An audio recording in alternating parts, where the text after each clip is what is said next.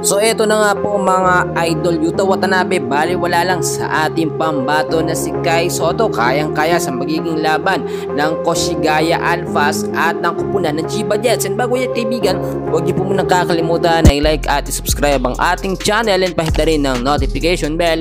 Maraming salamat po. Well mga kaibigan, walang kaduda-duda na di hamak naman na lamang sa performance at tangkadang ating pambato na si Kai Sotto dito kay Yuta Watanabe. So ang sinasabi ng ilan, baliwala lang talaga at kayang-kayang araruhin at kalabawin ni Kai Sotto yung mga player po ng Chiba Jets. Well, alam natin na sa top po ang Chiba Jets at mahirap silang talunin. Pero ang kupunan ng Koshigaya Alphas ay merong Kai Sotto na consistent na nga pong maglaro ngayon, na kayang-kayang makapag double na naman, double digits sa mga susunod na game nila, at inaasahan sa magiging laban o sa laban ng Koshigaya Alphas at ng Chiba Jets ay malaki ang chance na manalo ang kupunan ni Kai Sotto. Well, alam naman natin laging kasama sa starting 5 lineup ang ating pambato na si Kai Sotto at nabibigyan po ng mahabang minuto. Dito nga po kasi sa Koshigaya Alphas, alam nila kung paano maglaro na si Kai Sotto. Noon mga kaibigan, sa Yokohama Bicol kasama ni Kai Sotto si Yuki Kawamura, which is may tandem sila. Pero dito sa kanyang panibagong kupunan, meron din naman siyang katandem mga kaibigan. Pero sa lahat ng oras, madalas talagang gumagawa siya ng sarili niyang diskarte at hindi po siya umaasa sa point guard lamang ng kupunan o ng kanyang teammate mga kaibigan.